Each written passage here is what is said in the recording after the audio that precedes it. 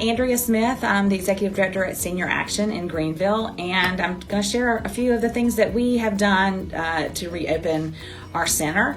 It's been a really interesting journey, and there has been an enormous amount of planning and thought given to some of the things that we have implemented here. And most of that started several months before we reopened. We started by doing a survey of our members. And the interesting thing that many of you probably know is that most of our members are not on the normal ways that you communicate with people. We have a lot of people who don't use email. We have a lot of people who don't use Facebook. So we had a real challenge of how do we reach people. And so when we worked on our survey, we made sure that we did paper versions that we handed out in our drive-through meal program line. We also did Facebook, we also did email, and we also thankfully have a system where we can make phone calls to people. It's an automatic phone calling system. And so we called people also and told them about the survey. So we tried to get as many people to be aware of it ahead of time as possible. In that survey, we learned some things that were very important. We asked people, first of all, are they comfortable coming back? And interestingly, we got some great responses around that one question. But then we also asked them if they came back, what was the most important thing they wanted to experience when they came back. And so people told us about what they hoped to see when they walked into the building, like what kinds of, would they expect temperature checks? Would they expect to sign waivers and things like that? Most people said on their survey that they would do anything we asked them to do, just so long as they could come back. That was so important to people, and we heard that loud and clear. We also heard that exercise classes was the most high demand request, but we also had people who are really involved in music and the arts who wanted to come back as well. So we have started there. So we started with the programs people asked us for. We started very slowly, and we planned the programs and activities based on that. The other thing that we had to really think through and be thoughtful about is the size of our buildings. So, we have 8 different centers here in this area, and not all of them were conducive to put some of these procedures into place. So we had to be thoughtful about, which centers could we open and which ones should we keep closed a little longer. And so unfortunately, we've had to keep some still closed, and we're working toward trying to get those open as well. But I think that's really important to figure out how can you accommodate and make the building as safe as possible. Even here in this one building, there's huge sections of the building that we've had to stay closed just because the rooms are small, and you would only be able to get, maybe 1 or 2 people in the room. So there's really no point in doing all the cleaning and all the work that you would have to do to open those buildings, rooms up for people. So we've limited the space and then limited the rooms that people can access.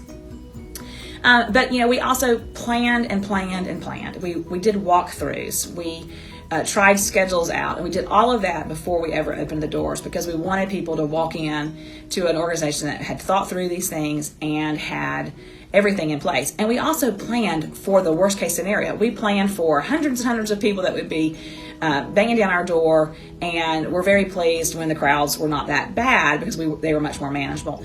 But we've also planned for much bigger activities that we ended up seeing that, people must not have wanted that. And so we've had to make some changes. And so being nimble and flexible has been very, very important so that we can say this class was very popular, let's add more of that class, or this class wasn't popular at all, so let's take that class away and replace it with something that's more important. So those are some of the things that we've learned and that we've tried, but I think it's just the cleaning that we have done. We've also learned some things about that. We talked to a lot of people. We spent time researching cleaning products and what cleaning products work best, and we, the staff all chipped in and cleaned the whole building thoroughly before we ever opened the door. And we have a pretty extensive cleaning routine that we do between classes and at the end of every day. We also changed and adjusted our hours because sometimes, we needed to allow the staff time to do all that work. So we did adjust our hours, so we're not open quite as many hours as we normally are. And so those are some things that we're also working with as we get our arms around this more and we get more comfortable with what we're doing, we can make some changes to that too in the future.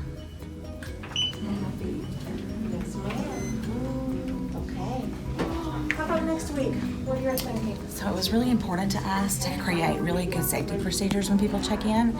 So here at our center, people come in, they check in, they have their temperature checked, they give their key fob to our staff member who checks them into the class that they're here for.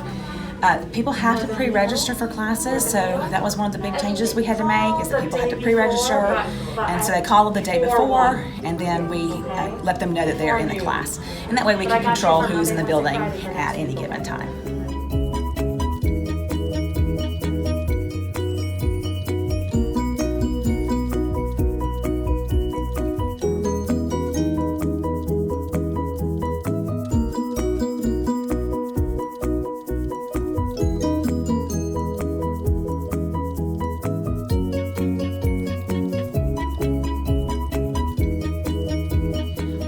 was very important to us is to create an environment that was very happy and uplifting to people.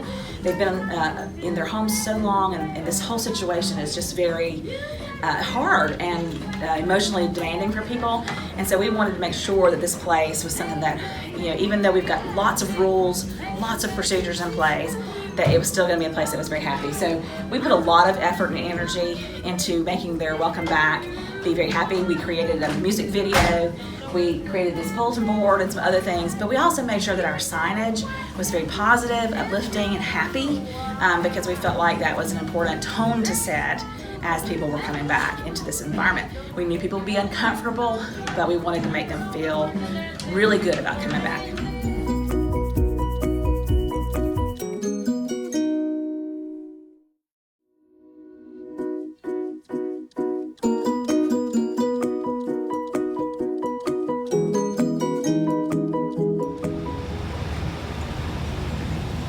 Okay, so one of the things that we've implemented here is for our fitness center. We spread the equipment really far apart, but we wanted to create a way for people to say, we know how many people are in the center, but they didn't have to make reservations. So when they come up, they pick up a number, take it into the center while they're exercising, and when they get finished, they return the number to the board. And that way we can control how many people are in the fitness center at one time. We have a limit of 10 because our fitness center is pretty small.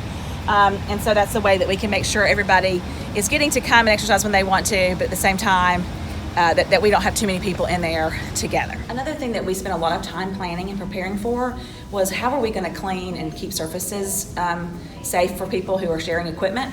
And so some of the activities that we normally offer, we didn't offer because we didn't feel like we could do that safely. So when it comes to exercise equipment, we created a system where we clean the equipment regularly. We have clear signs for people to know what is clean and what needs to be disinfected. Our staff spend a lot of time cleaning this equipment every day and in between classes. So again, the signage helps people know what to do, but it also helps people feel comfortable knowing that we're doing a good job of keeping the equipment clean.